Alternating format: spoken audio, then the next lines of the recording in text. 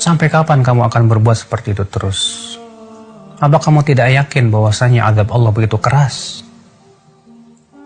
Allah Subhanahu wa ta'ala mampu mengadab kamu sekonyong-konyong. Allah Subhanahu wa ta'ala juga mampu untuk memberikan kepada kamu tiba-tiba tenggelam dalam bumi. Kamu tidak takut pada Allah? Demi Allah ya akhi, kalaulah kita sedang berbuat maksiat, kemudian tiba-tiba kematian datang kepada kita, apa yang kamu lakukan? Demi Allah, jiwa kita ini lemah.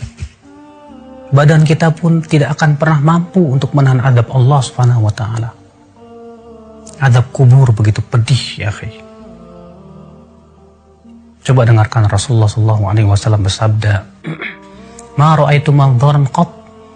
Aku tidak pernah melihat pemandangan afdha yang lebih mengerikan min adzabil qabr, dari azab kubur.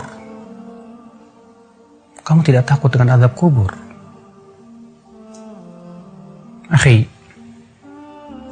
sesungguhnya azab kubur itu dan kuburan itu adalah merupakan penentu kehidupan kita.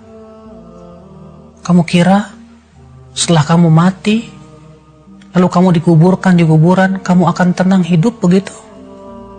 Kamu kira setelah kamu meninggal dunia, itu peristirahatan kamu yang terakhir? Kamu tidak akan ditanya oleh malaikat Munkar dan Nakir? Tidak akan dimintai pertanggungjawaban oleh Allah Subhanahu wa ta'ala? Tidak, demi Allah. Utsman bin Affan saja dahulu, ketika berziarah kubur, beliau menangis. Ketika ditanya kepada Utsman, "Kenapa hai Utsman, ketika dibacakan kepada kamu surga dan neraka, kamu tidak menangis? Tapi ketika kamu berziarah kubur, kamu menangis?" Utsman berkata, "Kan aku mendengar Rasulullah SAW bersabda, Innal qabra awwalu manazil akhirah." Sesungguhnya kuburan itu adalah persinggahan akhirat yang pertama kali. Faman naja minhu, siapa yang selamat di kuburannya, fama ba'dahu aisar min, maka yang setelahnya lebih mudah dari itu. Faman lam yanju minhu, tapi siapa yang tidak selamat di kuburnya, maka yang setelahnya lebih sulit dari itu. Jangan kamu anggap remeh azab kubur. Hidup di dunia hanya sebentar. Kamu kira kamu akan hidup selama 1000 tahun di dunia? Kamu kira kamu akan hidup terus menerus? Tidak mungkin. Setiap kita pasti mati, akhi. Allah berfirman, "Kullu nafsin dha'iqatul maut." Setiap jiwa pasti akan merasakan kematian. Allah berfirman juga, "Innaka mayyitun wa innahum mayyitun." Sesungguhnya kamu itu akan mati dan mereka juga akan mati. Kamu dan saya sama saja. Kita semua akan meninggal dunia. Ini yang harusnya kita pikirkan bersama. Kalau kita terus-menerus berbuat maksiat dan maksiat dan maksiat, bagaimana kalau ternyata malaikat maut datang menjemput kita di saat kita sedang berbuat maksiat kepada Allah?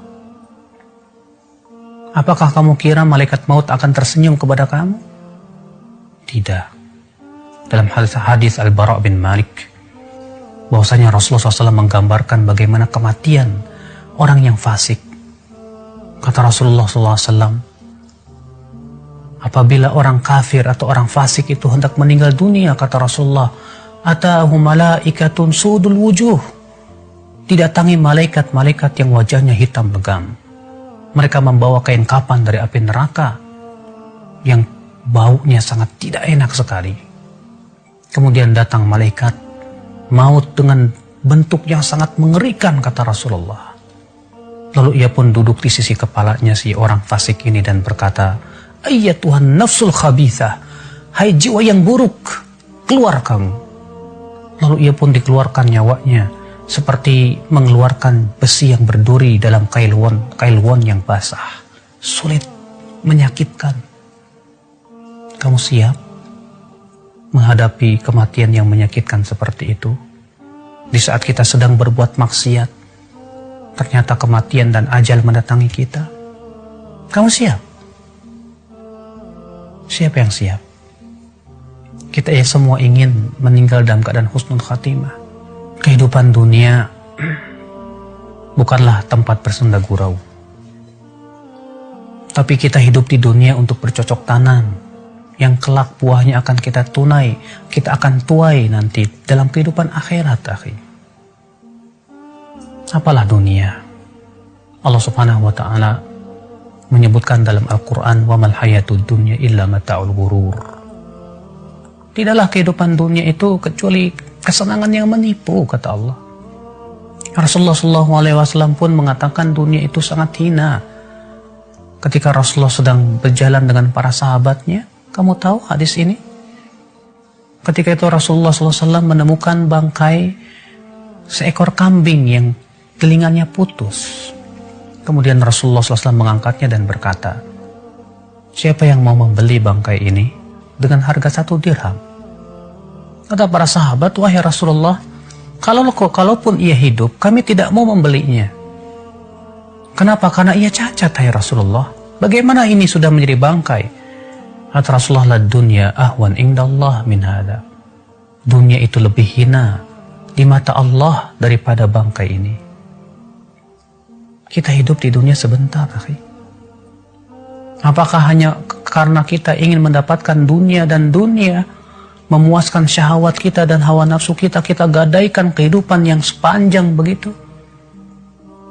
Kalau misalnya kamu hidup di dunia 60 tahun, tahukah kamu satu harinya di sisi Allah 1000 tahun?